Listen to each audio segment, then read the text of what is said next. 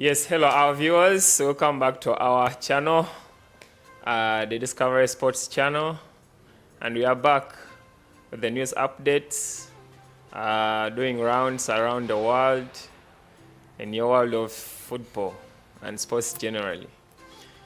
Still, I'm with my colleague in front of the cameras in Discovery Studios. Please, Abdurrahman. Yes. Greet our loved viewers. Oh, dear viewers, we thank you for watching. I hope you're all doing okay.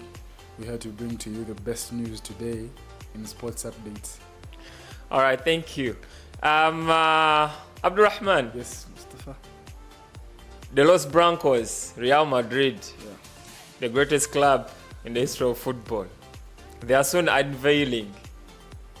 They are saying it's gonna be spectacular and different from the recent signings of great players that have been unveiled at the Bernabeu. It's Kylian Mbappe. He's gonna be unveiled on the 16th of July. All factors will remain constant, no matter how far France shall be in the European Championship. They will still go ahead and unveil their superstar, Kylian Mbappe. He recently signed a 5-year deal, so his contract will run up until when he will be 30 years old, because apparently he's 25 years old. So, how are you gonna? Shall you be tuning in to watch the unveiling ceremony at the Bernabeu? Of course. What are the key points about this unveiling and the signing?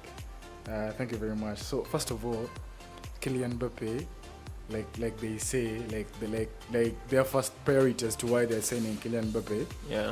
is because he's the greatest player of this generation. Yeah. And if you go back in the days, this signing has already been waiting on, because Mbappe himself used to promise the Madridistas that he's going to join them for the last seasons of football, but he did not join them. It was very hurting that he used to go back to PSG. Every time he announced that I'm coming to the Bernabeu, he used to go back to the Paris Saint-Germain camp and play there the following season. But right now, he actually acknowledged, and he told them and assured them, after signing his 5-year term as a Madridista, a player from Real Madrid, and everyone is waiting for him to come and showcase his skills, showcase his goal scoring, showcase his ball ability. Yeah. Yeah. Yeah. How skillful he is, how fast he is. You can imagine a team whereby Vinicius is taking you run, at the same time you have Mbappe in your team who is doing the same chaos. So we can't wait to see Mbappe in a Madrid shirt. Yeah, we can definitely remember Rahman. Yeah. Kylian Mbappe always wanted to join the Los Blancos. Yeah. But his bosses at Paris Saint-Germain were holding him back. They really wanted him to stay. That's why this transfer has been prolonged for a lot of seasons. And the Los Blancos, they issued a statement on how the unveiling shall be moving. It will be on Tuesday, the 16th of July. Yeah, Mbappe will report to the Spanish capital. The date is set irrespective of whether France reach the Euro 2024 finals. So they are determined to go ahead and unveil their superstar. And initially undergo the formalities of his medical that evening, beginning at 7 p.m. local time. He will emerge from the Bernabeu dressing room on a raised catwalk, flanked by fire that wouldn't look out to a place resembling the Taylor Swift arrangement.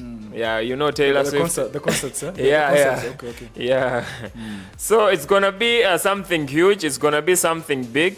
And while music plays, the 25-year-old will follow to the stage in front of the Fondo Norte, where club president Florentino Perez and honorary president Piri will be waiting for the superstar. Exactly. You see the arrangement? I see.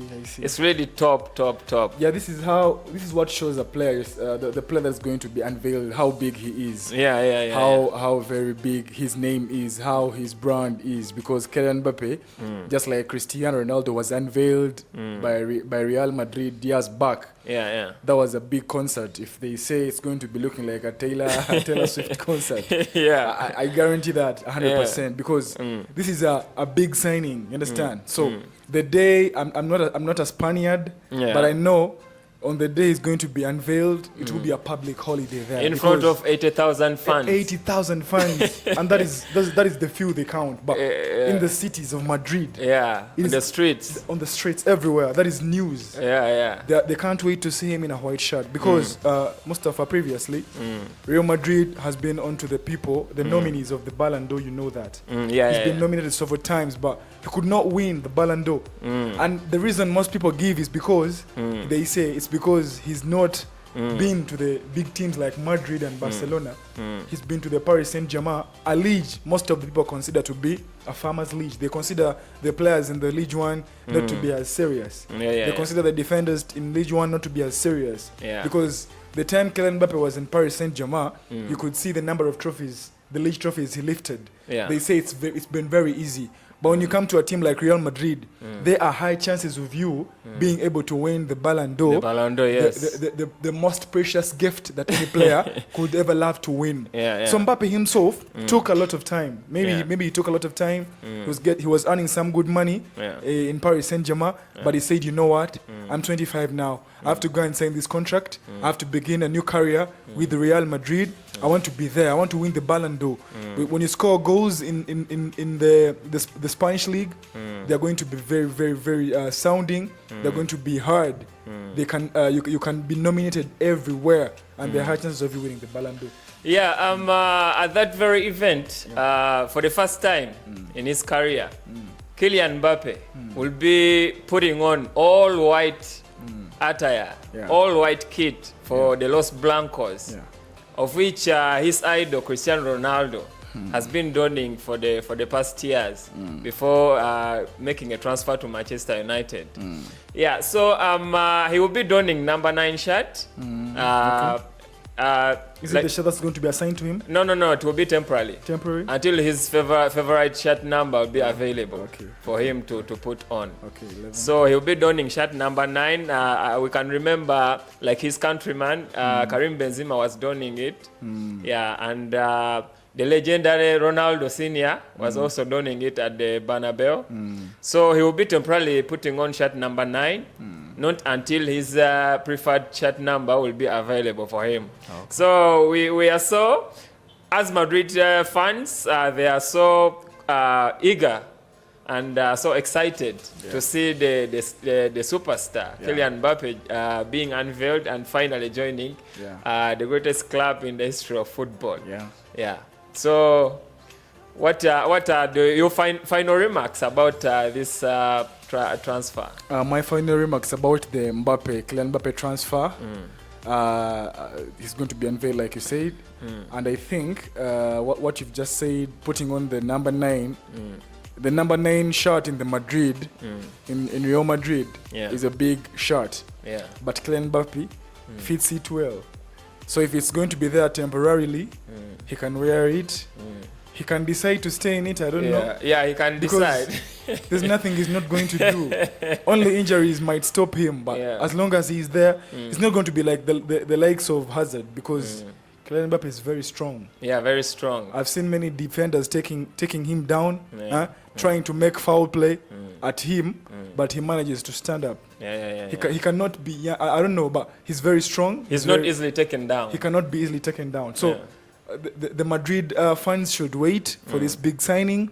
Enjoy his time at Madrid. Support him. However, I know it's going to be very hard because most people do not think about a time coming where you join a team that's been winning everything. Because Mbappe comes in a time where Real Madrid has been winning. Mbappe comes in a time where Madrid has been winning the league. He's been winning the Champions League. There's pressure some people do not see there. I see pressure. He has to maintain that Yeah. Because anything that happens now, if, for example, if he comes today and Madrid comes third or second in the league, people are going to talk. Yeah. People are going to talk. If he does not win the Champions League, they are going to talk. So another fan would think like maybe if he went to another club like Barcelona, but Real Madrid has pure talents. I know they will be supportive to him. You have Tony Rudiger in defense. You have Camavinga in the midfield. You have Luka Modric. I don't know if Luka Modric is going to extend his contract with Madrid. I'm not so certain about that, but I don't think he will extend it. Okay. Yeah. But they have many superstars there. Yeah. Many young boys who know how to play. But we pray that Mbappe manages to win the titles like his team has been winning. He'll definitely do it. So after that update from the Los Blancos Bernabeu in Spanish, should we dive into Euro Championship, or we should first look at other aspiring transfers that are soon coming up? Do you have any aspiring transfer apart from this?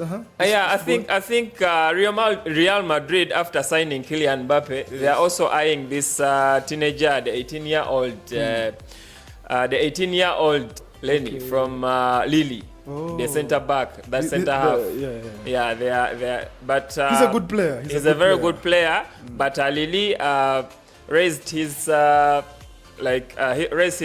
Is it only Madrid that wants him, or is there any also team? Liverpool? Or Liverpool. They also need him. Okay. But the player is interested to go to the Bernabeu, to the Galacticos.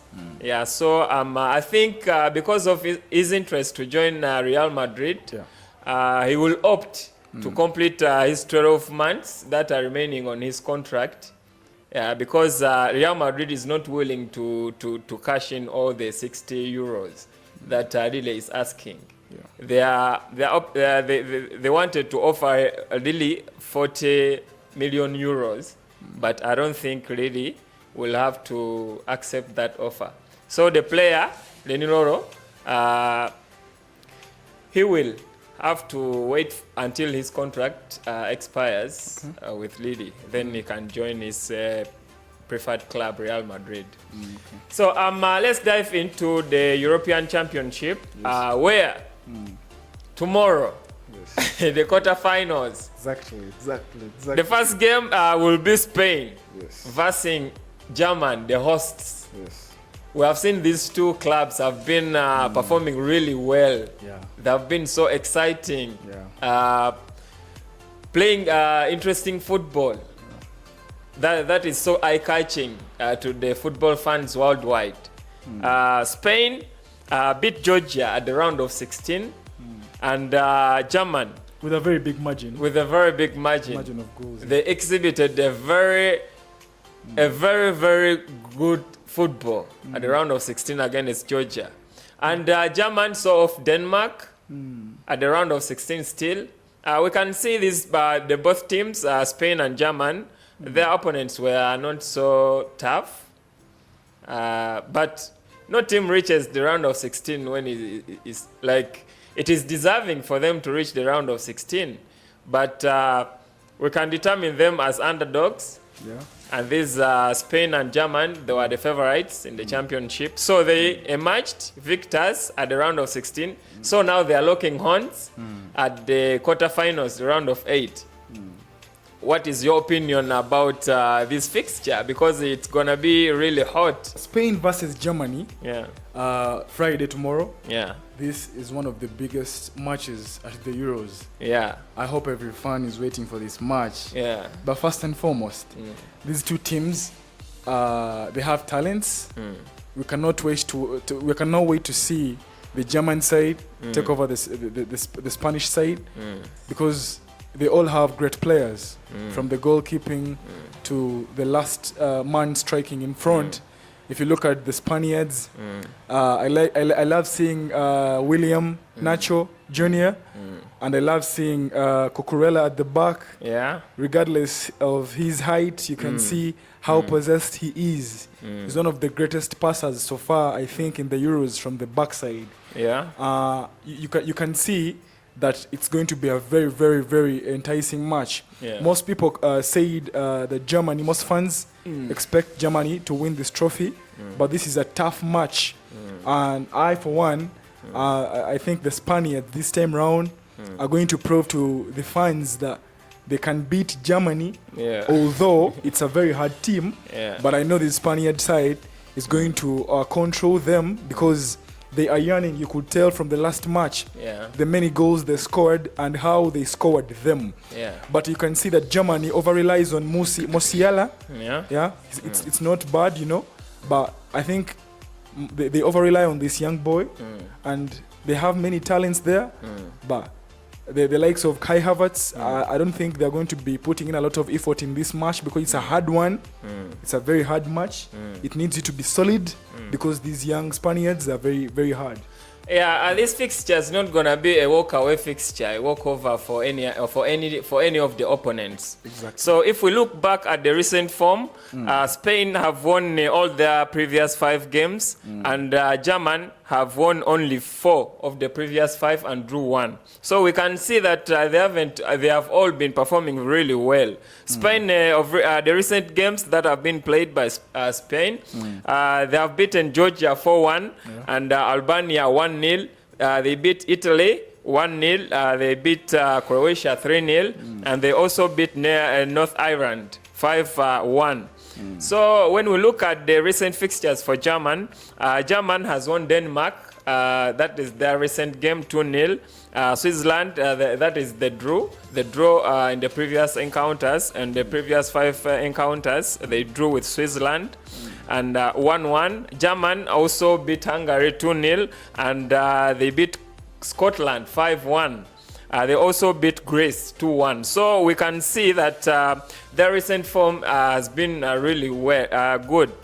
And head-to-head, Spain have managed to win 8 matches against German, and German have won 9 games against Spain. They drew 9, so they have scored. Spain has scored 32 goals against German, and German has scored 31 goals against Spain. So we can see that this fixture is really a tough one. And I don't know, let me first get your opinion at the end of tomorrow's fixture. We are going to see who has the best defense. We are going to see, is it Dani Carvajal or is it from the German side? Is it Tony Rudiger? Who has the greatest midfield? It is tomorrow that we are going to find out. So we cannot wait to watch this match, like I said, because from the stats you read for us, Germany is strong, but you cannot also say Spain is not strong because it's been beating many teams behind. It's been winning games behind. So we cannot wait to see and watch the enticing match, because the last matches, like we said, they are matches of moments. They are matches of pain.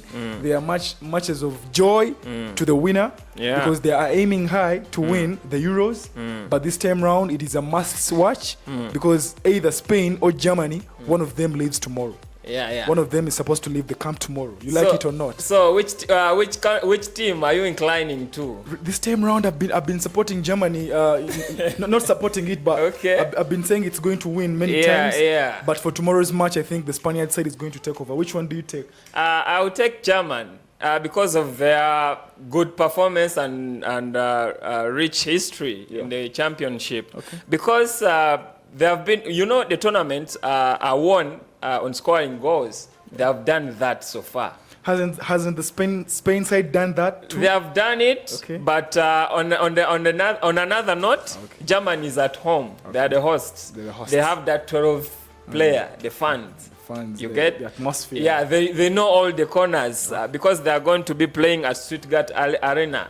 So the winner will be playing semi-finals in Munich. But we can see, as you said, they much more rely on Musiala. So far, Musiala is among the top scorers. Spain has no top scorer apparently. So Musiala is having 3 goals. Is among the 3 top scorers so far. And Kai Havertz has 2 goals. Niklas Füllkrug has 2. So you can see that the scoring streak is distributed among all players in German. So anyone can hurt you at any moment. So at the end of the day, I'll side with German to take over, like to emerge victors at the quarterfinals against Spain. By how many goals you think? I think German will score 2-1. 2-1. Yeah, 2-1 results. Okay, because the Spaniard side. Yeah, they also score. So I give them a 1. So you just said you talked about the top scorers of the league, and to my understanding, the Spaniard side can surprise you. It does not have the scoring, the top scorers, the Moratas there, but anyone can score. You could see the goal that Rodri of Manchester City scored for them.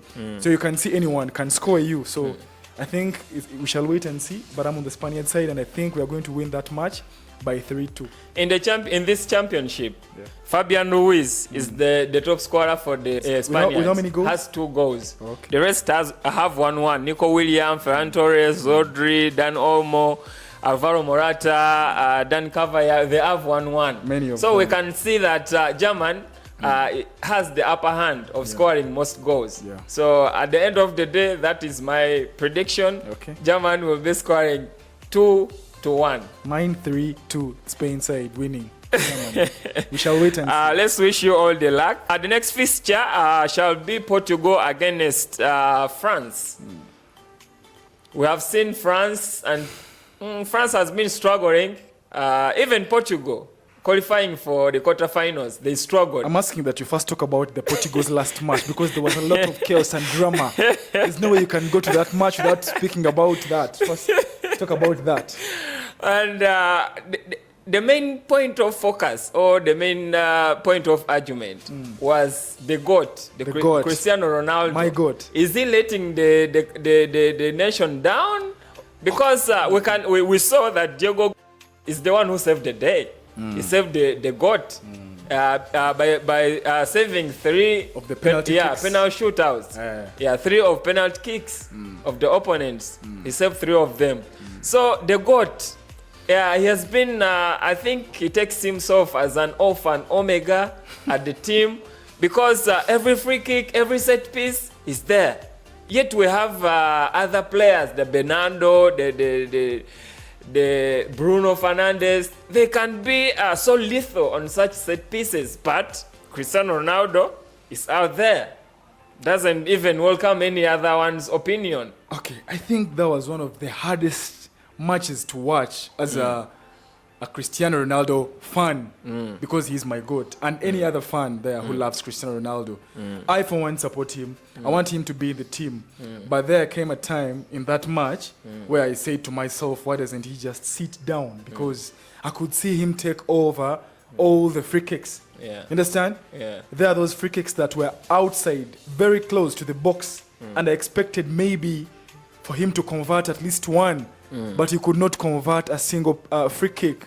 And to my surprise, there was the last free kick they got, and you could see Bruno Fernandes speak to this boy, Bernardo Silva. He was whispering to him on how they're going to take this free kick. But I could see my GOAT already waiting to take the free kick before waiting for what they come up with. And they left him. He took that ball in the corner, outside. And he was being laughed at by the fans and everyone. So they got the penalty kick.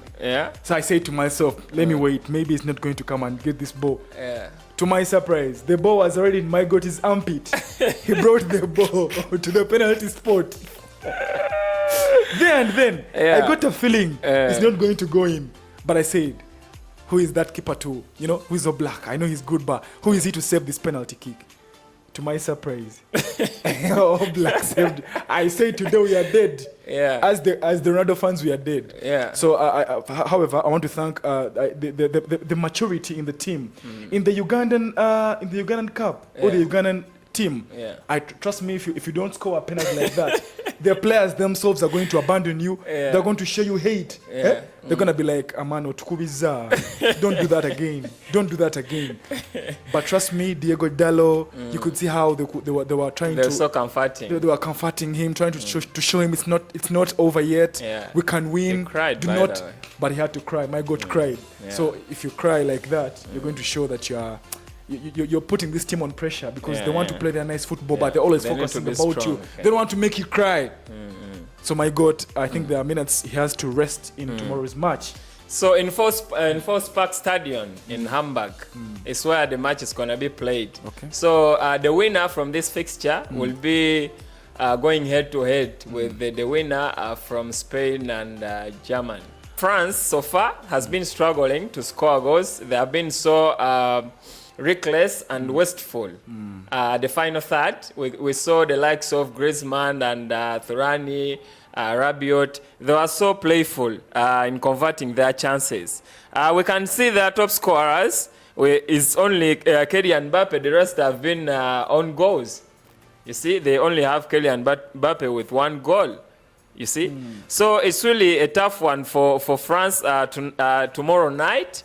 And Portugal has been also exhibiting some good football. We can see that their scoring has been distributed among 3 players only. That is 1-1. So these 2 teams, they haven't been so good at the final third. They haven't been converting their chances in the final third. Didier Deschamps talked about it. To win tournaments, you have to score more goals. Yeah. And we haven't yet seen it at the France side. Okay, what you say about the own goals? I think the own goals come after someone is pressing you too much. Yeah. From the French side, of course, scoring goals has not been good because the last goal they scored was Colomwani, Yeah. where he shot that ball and it was an own goal. Yeah. So the pressure they keep putting on you is a little bit much. But however, the French team has the greatest defense, to my side, to my understanding. Yeah. It's very hard for you to score them. So it is a match to watch because Portugal is also having that pressure that we have to look for goals now. Cristiano Ronaldo has been relied upon and he cannot use the chances because he's aging. Because there's one thing you cannot fight. Once you grow older and older, you cannot do the same things you used to do before. So they want to rely on these younger talents, other talents. And I know the coach, Roberto Martinez, this time round, might make some changes within the team. He might sit the goat down, for some minutes. He might play until like the other match where he subbed him off in the 60th minute. It can happen again. But the French side, to my understanding, is going to win tomorrow's match by a margin of 2-1 goals. And I think those goals are going to be scored by Kylian Mbappe because he has to prove to you people that he's worth going to the Madrid and winning the Euros. Yeah, so it's right that France have the best defense so far in the championship because they haven't conceded many goals. But if we can see the recent form, Portugal has lost 1 out of their 5 encounters, won 3 and drew 1.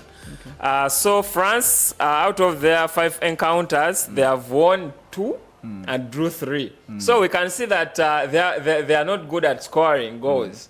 So it's most likely to go to extra time in my view. But when look at head-to-head, Portugal has won 6 and France has won 9 and they drew only 3. I think because of the recent form for Portugal, they have been scoring goals, and this is a championship where France has been struggling in converting their chances in the final third. So I think Portugal is having an added advantage of being of scoring goals more than France. And I think their recent game that they played and struggled to win in the 90 minutes, I think they went back to the drawing board, given the fact that Cristiano Ronaldo merely or almost let the team down. So I think they'll be doing some corrections here and there, and Bruno Fernandes and Bernardo and the rest, Olmo, they will be coming to lift the team. Okay. They won't be leaving the burden to Cristiano Ronaldo as it has been in the previous encounters. Yeah. Okay. You know what you said is right. The previous matches, if you compare the Portugal side to the French side, you can tell that the Portugal side has been struggling because that match went to the penalty kicks. And however, you also have to think about the French midfield, how tight it is. Before you reaching the other players, before you get into those other players in the defense, the Jules Koundé, before you get into Saliba, before you get... The midfield protects them. You have to first get past Kante, you have to first get past Tchouameni, you have to first get past Kamavinga. It's going to be a very, very hard match to watch. Yeah. So I'm supporting the French side, and I think they're going to win this match by 2-1. So what's your goal margin?